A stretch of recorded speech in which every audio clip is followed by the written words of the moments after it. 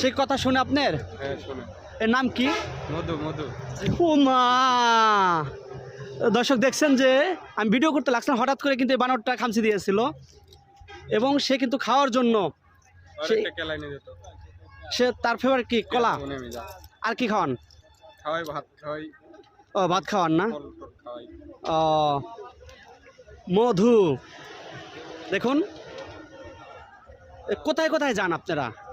আমরা পুরো বাংলাদেশেই ঘুরি। পুরো বাংলাদেশেই। ও কামড় দিব না ভাই।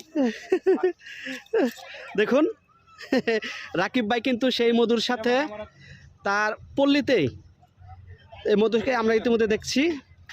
সেই বানর প্রচুর হয়তো ক্ষুধা লাগছিল, কিন্তু সেই বানরকে দেখুন, এই দেখুন কত সুন্দর কলা খাচ্ছে।